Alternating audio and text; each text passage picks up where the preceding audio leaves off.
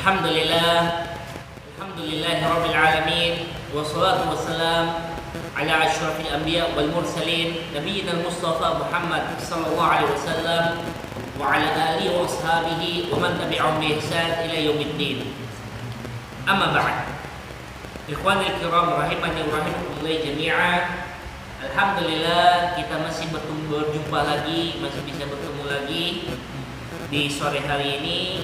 Dan kita akan memulai pelajaran kita tentang adab seorang muslim. Di mana insya Allah buku yang akan pakai adalah buku Minhajul Muslim, yaitu pedomannya seorang muslim. Buku ini sangat menarik, dikarang oleh seorang ulama yang meninggalnya baru-baru saja, belum terlalu lama. Dikarang oleh Syekh Abu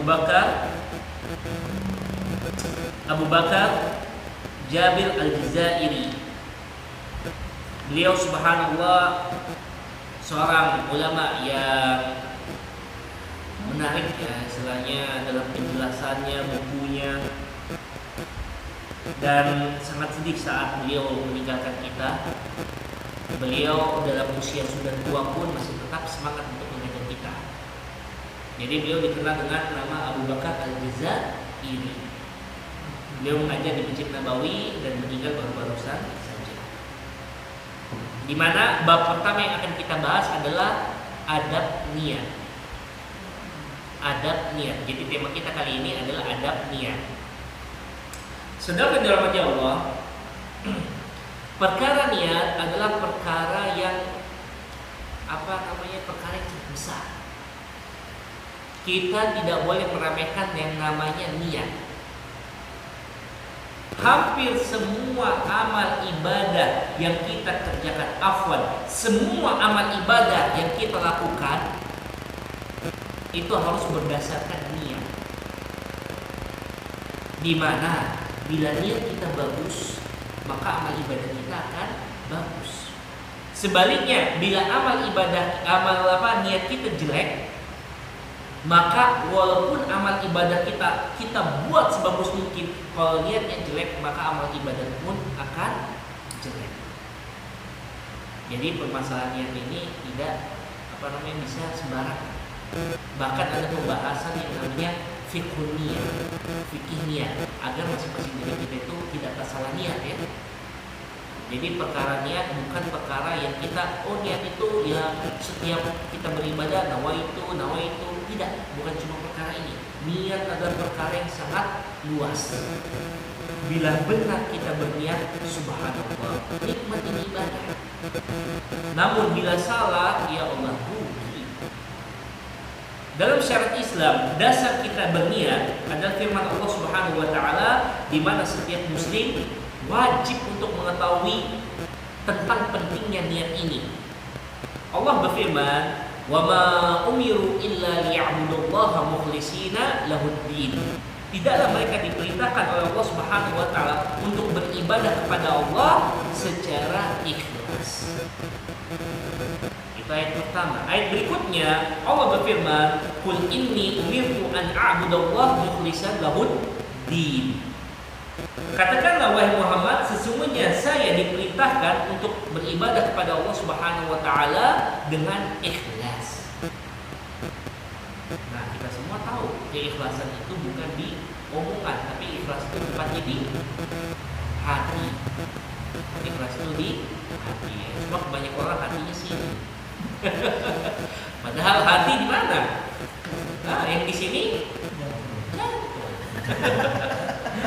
Baik, intinya ini kita harus benar-benar menjaga ya permasalahan niat, tidak boleh sembarangan.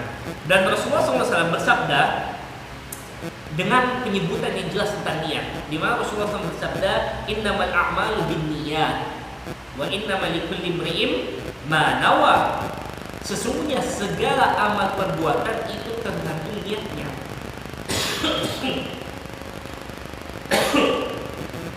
Sesungguhnya segala amal perbuatan tergantung niatnya. Dan setiap seseorang bila mau dia berbuat sesuatu itu tergantung dengan apa yang dia niatkan. Di mana kelanjutan hadis ini menjelaskan tentang seseorang yang dia hijrah, pindah, berlepas diri dari perkara yang buruk, pindah ke lokasi yang baik, pindah ke keadaan yang lebih baik. Akan tetapi ternyata orang ini itu memiliki dua contoh. Ada yang hijrah karena wanita yang dia mau nikahi, atau karena harta yang mau dia miliki. Maka orang seperti ini, ya dia akan mendapatkan apa yang dia niatkan, tidak lebih. Mendapatkan apa yang dia niatkan saja. Yang satu lagi, dia hijrah karena Allah Subhanahu wa ta'ala, mengharapkan ridho Allah Subhanahu wa ta'ala. Dan orang inilah yang diridhoi oleh Allah Subhanahu wa ta'ala. Orang-orang yang mendapatkan pahala saat dia beribadah karena Allah Subhanahu wa ta'ala. Jadi masalah yang ini kita hati-hati, kita waspada, biar kita bisa menjaga diri kita dengan baik. Masya Allah, gampang ibadah itu, cari pahala dengan fikih niat, gampang saudara. Nah, nanti ingatkan anak ya tentang bagaimana sih mudahnya cari pahala dengan niat saja. Insya Allah anak akan bahas. Kalau luput, tolong diingatkan ya. Pendorong, motivator kita untuk beramal soleh, untuk kita berbuat, baik itu perbuatan yang baik maupun perbuatan yang buruk. Di mana Rasulullah SAW menjelaskan, man hamma bihasanatin walam ya'malha kutibat lahu hasanah. Subhanallah. Barang siapa yang berniat untuk melakukan suatu amal perbuatan, walaupun dia belum bisa melaksanakan perbuatan tersebut, sesungguhnya dia sudah mendapatkan pahala. Contoh, haji. Tidak semua dari kita punya harta untuk haji. Kalaupun punya, mungkin kita nabung dulu, waktunya lama. Terus bagaimana saya ingin mendapatkan pahala haji? Berniatlah. Niat di dalam hati, ya Allah, saya ingin bisa berangkat haji. Ya Allah, mudahkanlah saya untuk berangkat haji. Ya Allah, berikanlah saya rezeki untuk bisa berangkat haji. Berniatlah dalam hati kita berkeinginan untuk berangkat haji, maka niat kita sudah terhitung pahala bagi kita. Subhanallah. Bersedekah. Tidak semua dari kita juga memiliki harta berlebih untuk sedekah. Maka kita berniat saat kita ingin membantu orang, tetapi kita masih belum mampu, maka dengan niat itu kita sudah terhitung pahala. Puasa sunnah, sholat sunnah, banyak amal ibadah yang kita belum mampu, tetapi dengan kita berniat maka kita akan mendapatkan pahala. Kurban, kita iri melihat saudara kita yang mampu berkurban, namun karena kondisi finansial kita miliki, kita masih belum mampu berkurban. Berniatlah, ya Allah, saya ingin berkurban, berikanlah saya rezeki untuk saya bisa berkurban.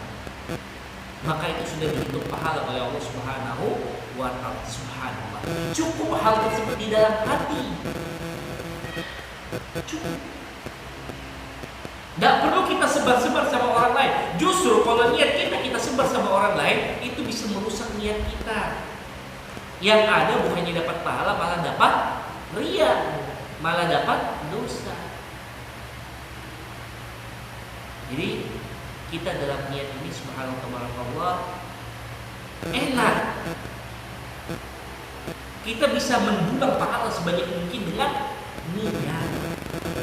Maka itu betapa pentingnya permasalahan niat. Di mana Rasulullah SAW menjelaskan tentang orang-orang yang berniat, baik dia berniat baik kemudian mendapatkan pahala, atau berniat buruk kemudian mendapat dosa. Dalam sebuah riwayat Rasulullah SAW bersabda, "Rajulun atahu Allah azza wa jalla ilman wa malan, fa huwa ya'mal bi ilmihi fi malihi, fayaqulu rajulun law atani Allah ta'ala mithlama atahu Allah la'amiltu kama 'amil fahuma fil ajri sawa wa rajulun atahu Allah malan wa lam yu'tihi 'ilman fa huwa yakhbitu fi malihi fayaqulu rajulun law atani Allah mithla ma atahu 'amiltu kama ya'mal fa huwa fil wizri sawa. Di mana hadis ini menjelaskan tentang kondisi seseorang, dia berniat, ternyata dengan niat tersebut si A mendapatkan pahala, sedangkan si B dengan niatnya dia mendapatkan dosa. Dalam hadis ini Rasulullah SAW menjelaskan ada seseorang yang Allah Subhanahu wa taala memberikan kepada orang tersebut ilmu, kemudian diberikan harta. Kemudian orang tersebut menggunakan hartanya sesuai ilmunya. Jadi ilmu tersebut dia amalkan dengan hartanya. Dia amalkan pada hal-hal yang baik. Kemudian ternyata ada orang yang melihatnya, dan orang yang melihat hal tersebut berkeinginan, berangan-angan, ya Allah, bila mana Engkau memberikan kepada saya harta, ilmu sebagaimana yang Engkau berikan kepada saudara saya, maka saya akan melakukan sebagaimana amal ibadah yang saudara saya lakukan. Maka Rasulullah mengatakan orang ini mendapatkan pahala yang sama dengan yang mengerjakan, padahal dia cuma berniat. Jadi ini tipe yang pertama, dia berniat baik, dihitung pahala. Yang kedua, ini penjelasan tentang orang yang berniat buruk dan mendapatkan dosa, di mana ada seseorang yang diberikan harta tetapi tidak diberikan ilmu. Dalam hal ini, ilmu yang paling mendukung kita mengetahui mana halal, mana haram adalah ilmu agama. Jadi ilmu yang dimaksud di sini adalah ilmu agama. Dia diberikan harta tetapi tidak memiliki ilmu agama. Akibatnya apa? Dia hartanya tersebut malah melalaikan dirinya. Bukannya dapat pahala, malah dia menggunakan hartanya dalam perbuatan-perbuatan maksiat, perbuatan-perbuatan dosa karena tidak memiliki ilmu. Ternyata orang tersebut dilihat sama orang lain, dan orang yang melihat ini meminta kepada Allah, berkeinginan, ya Allah, bila Engkau memberikan kepada saya sebagaimana yang Engkau berikan kepada saudara saya, yaitu diberikan harta tapi tidak memiliki ilmu agama, kemudian dia berniat, saya akan melakukan sebagaimana yang saudara saya lakukan, maka Rasul mengatakan orang tersebut dosanya sama dengan dosa pelakunya.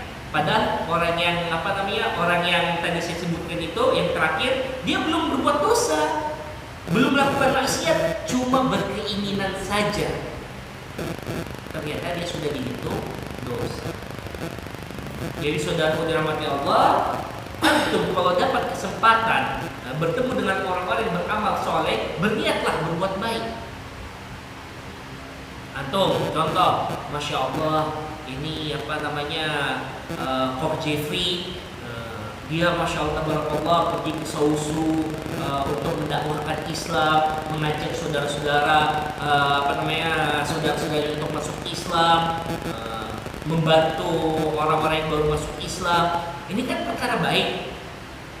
Lah kita kan nggak ikut ke Sausu kan, tapi cukup kita punya keinginan tersebut. Ya Allah, bila Engkau memberikan saya kesempatan sebagaimana Engkau berikan kepada Koch Jeffrey, saya akan lakukan sebagaimana dilakukan oleh Koch Jeffrey. Subhanallah, kita sudah dihitung dapat pahala sebagaimana pahalanya Koch Jeffrey. Kita di sini nggak ikut ke Sausu, tapi kita sudah dapat pahala. Sebaliknya, contoh yang berikutnya, saat kita melihat mungkin orang-orang terkenal, apakah dia artis, bintang film dan sebagainya, di mana mereka itu ya terang-terangan bermaksiat, baik itu minuman keras, baik itu dia barang-barang narkoba dan maksiat-maksiat lainnya. Kemudian kita takjub gitu, dia kaya raya, oh ini si artis ini dia kaya raya, punya ini punya itu. Kita berangan-angan, ya Allah, andai jika engkau memberikan saya seperti yang kau berikan kepada artis ini atau bintang film ini atau orang inilah, dan dia pelaku kemaksiatan, dan kita berharap kalau dapat kesempatan seperti yang didapatkan orang tersebut, kita juga akan melakukan maksiat yang dilakukan oleh orang tersebut. Walaupun kita belum melakukannya, kita sudah mendapat dosa. Jadi mohon dipahami masalah niat ini. Jangan kita bermudah-mudahan dalam niat. Cuma karena kita lihat ada saudara kita yang dia banyak harta, padahal kita tahu mungkin saja dia menggunakan hartanya itu, kita tahu dia menggunakan hartanya untuk narkoba, minuman keras, untuk zina, untuk maksiat sana sini. Cuma kita takjub karena hartanya, kita berkeinginan bisa mendapatkan harta tersebut dan melakukan apa yang dilakukan orang tersebut, maka walaupun kita belum melakukannya, kita sudah mendapat dosa. Hati-hati masalah niat.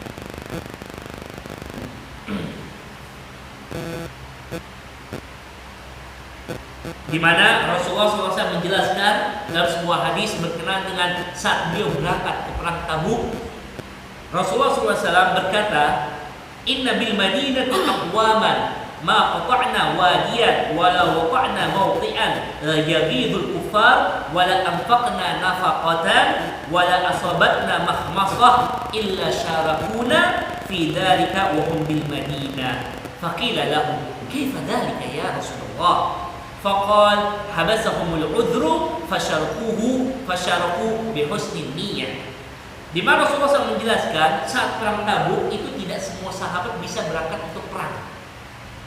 Ada beberapa sahabat yang uzur, tidak bisa berangkat perang.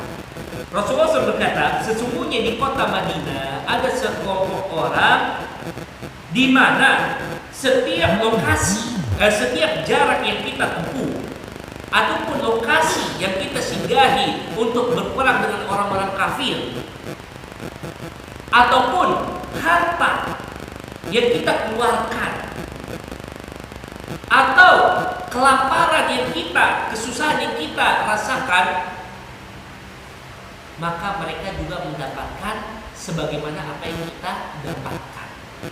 Artinya mereka mendapatkan pahala sebagaimana pahala yang kita mendapatkan. Maka para sahabat berkata, bagaimana bisa begitu Rasulullah? Secara logika aja kok bisa sih dia tidak melakukan apa-apa, kok dia bisa mendapatkan pahala sebagaimana kita yang pelakunya?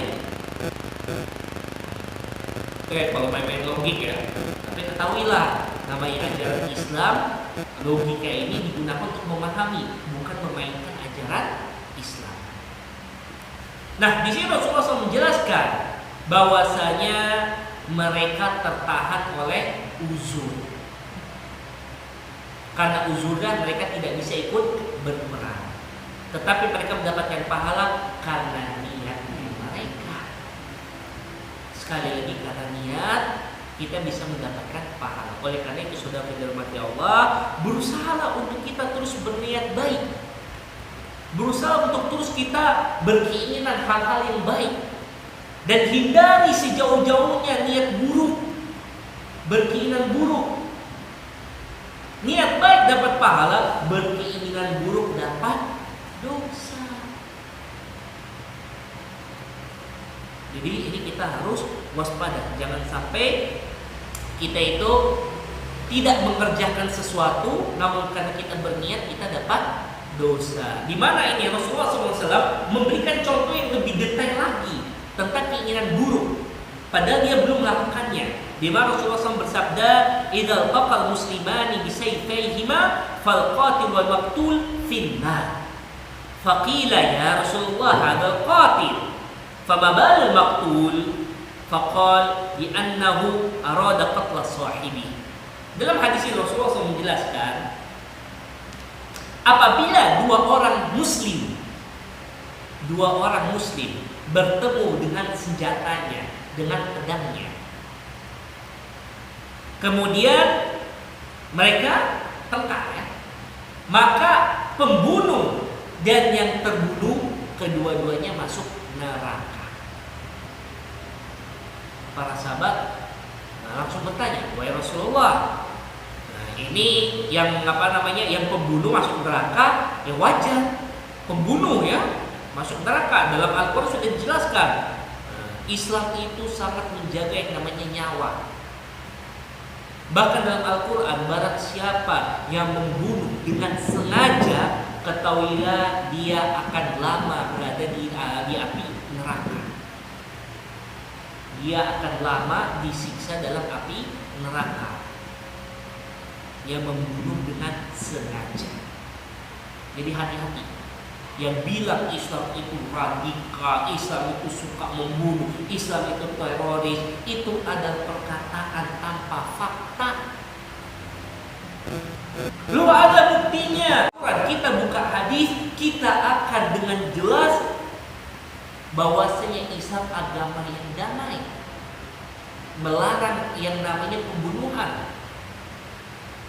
Kalaupun ada perang, itu perang membela diri. Kalaupun kita menyebarkan Islam, Rasulullah SAW tidak langsung main perang. Rasulullah mengajak dulu, diberikan tawaran, masuk Islam, maka engkau akan sama seperti kita, atau menyerah, maka engkau akan kami lindungi dengan memberikan sebagian harta kalian kepada Islam, atau pilihan ketiga, bersiaplah untuk berperang. Subhanallah. Agama mana yang seperti ini?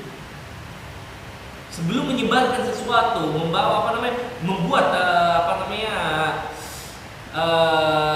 instruksi untuk perang, dia mengabarkan dulu. Zaman sekarang sistem kayak gini dibilang, wah ini bisa bikin kita kalah. Namanya perang, yang terbaik kan langsung main dadakan. Justru kalau kita berikan peringatan, itu malah bikin musuh tuh siap sedia. Tetapi Islam tidak seperti itu. Islam berusaha membawa kedamaian. Nah, di sini dalam hadis ini Rasul mengatakan pembunuh dan yang dibunuh keduanya masuk neraka. Para sahabat berkata, yang pembunuh oke, masuk akal masuk neraka. Tapi yang terbunuh, kok bisa dia juga masuk neraka? Kan dia korban masuk neraka. Maka Rasulullah mengatakan dia masuk neraka tidak lain karena niatnya ingin membunuh saudaranya, karena dia sudah berniat ingin membunuh saudaranya.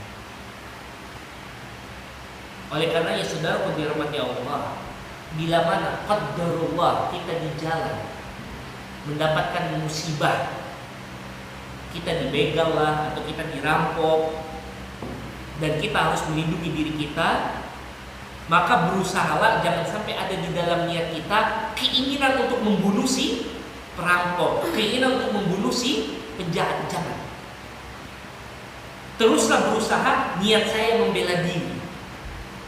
Perkara nanti hasil akhirnya apakah perampoknya tetap selamat atau perampoknya ternyata qadarullah, dia terbunuh meninggal, dengan niat kita ingin membela diri, di hadapan Allah kita selamat.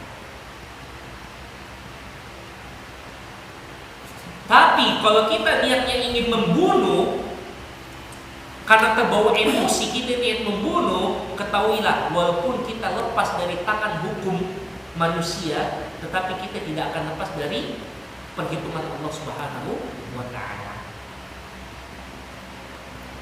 Jadi tetaplah berusaha untuk jaga niat kita. Jadi nggak sembarangan masalah niat ya. Jadi banyak kita sudah dengarkan hadis-hadis Nabi SAW yang menjelaskan tentang pentingnya perkara niat, di mana satu amalan bisa berbuah besar dengan niat. Begitu juga sebuah perkara besar bisa hilang, bisa berbuah maksiat karena masalah niat.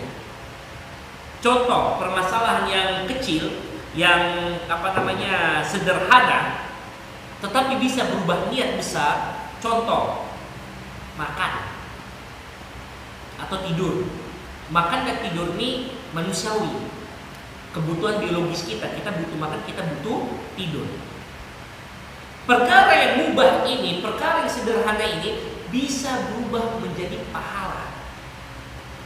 Saat kita makan, bismillah dalam hati kita, ya Allah, semoga dengan makan ini saya kuat mencari nafkah, saya kuat untuk mencari harta halal. Ya Allah, semoga dengan makan ini saya kuat untuk sholat. Ya Allah, semoga dengan makan ini saya kuat untuk berpuasa. Subhanallah, kita bisa mendapatkan pahala dari perkara yang mubah, perkara yang boleh. Mubah itu antum tuh gak dapat dosa, gak dapat pahala, tapi dengan niat bisa berbuat pahala. Sebaliknya, sebuah perkara besar bisa menjadi dosa karena niat. Kita sholat 5 waktu, mau sholat apa aja lah, Allahu Akbar. Yang harusnya sholat itu kita tujukan kepada Allah Subhanahu wa Ta'ala, ikhlas kepada Allah Subhanahu wa Ta'ala, ternyata Allahu Akbar. Ada Pak RT, ada calon mertua aku, ada cewek bagian di belakang.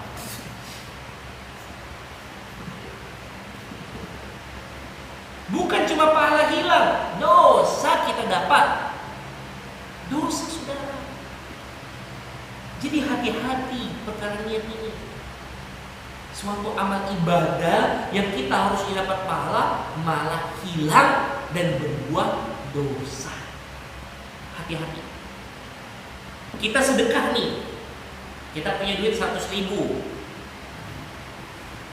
dengan pecahan mungkin 10.000. Kita kasih nih, mungkin orang fakir pertama sudah, fakir kedua sudah, fakir ketiga sudah, tahu-tahu datang mungkin stasiun TV lah, atau mungkin pejabat lah, atau mungkin calon mertua kita kah, atau mertua kita sendiri. Ada yang baliat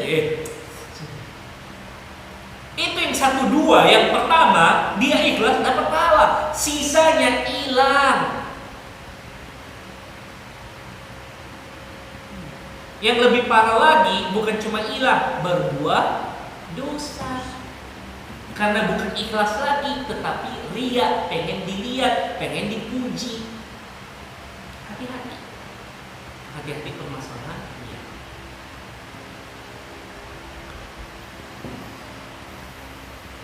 Dan di dalam buku ini dijelaskan bahwasanya yang niat itu bukan cuma sekedar ucapan saja. Nawaitu enggak. Yang paling penting adalah di dalam hati kita. Bagaimana kita berniat dan bagaimana kita mengamalkan niat tersebut. Karena tidak sedikit orang nawaitu tapi dalam hatinya sama juga. Ada calon mertua aku ini, anaknya sudah mau lamar ini.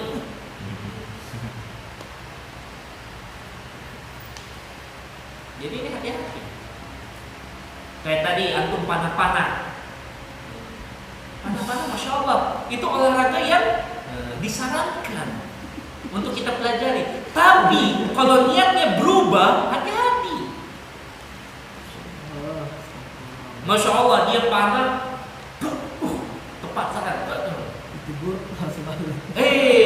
Tahu-tahu lewat sesosok yang berhijab naik motor pelan-pelan, konsentrasinya yang dari 100% jadi 1000%.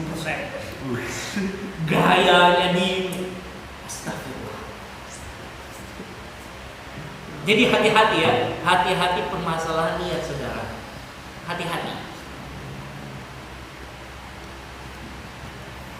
Dan ketahuilah saudara dirahmati Allah, di mana tadi akan menjelaskan perkara mubah bisa menjadi mendapatkan pahala karena niat. Mohon jangan ditimbal balik. Di mana perkara mubah bisa berubah, bisa mendapatkan pahala dengan niat.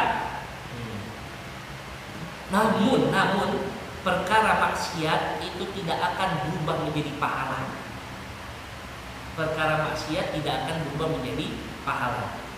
Jadi tadi perkara mubah bisa berubah menjadi berpahala dengan niat. Kemudian amalan yang wajib, amalan yang besar bisa berbuah dosa karena rusaknya niat. Nah, perbuatan perbuatan yang sudah dilarang Islam atau tidak ada di dalam Islam itu tidak akan berbuah pahala. Itu tidak akan berbuah pahala. Amalan-amalan atau maksiat, kita nih mencuri, saya mencuri, niatnya saya kasihkan kepada fakir miskin, ya mirip-mirip Robin Hood lah. Itu nggak akan dapat pahala itu. Nggak ada. Datang ke masjid lihat, ini sendalnya bagus nih. Kebetulan adik saya atau sepupu saya lagi butuh sendal.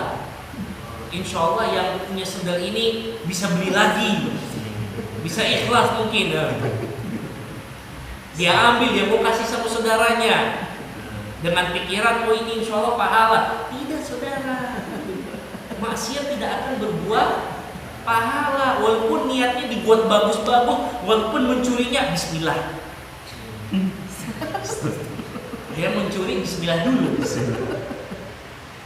Tidak akan bisa. Walaupun mencurinya walaupun mencurinya itu dari mau mencurinya dari harta yang harta yang haram, harta yang terzalimi, mencuri tetaplah mencuri. Lain ceritanya kalau Anda adalah pekerja pemerintahan, kayak kepolisian atau pejabat yang punya surat resmi untuk menahan harta-harta zalim. Itu lain perkara, itu bukan mencuri. Anda ada surat perintah. Yang mencuri itu kita mengambil yang bukan hak kita. Jadi walaupun kita baca bismillah tidak akan berubah ya. Dosa tetaplah dosa.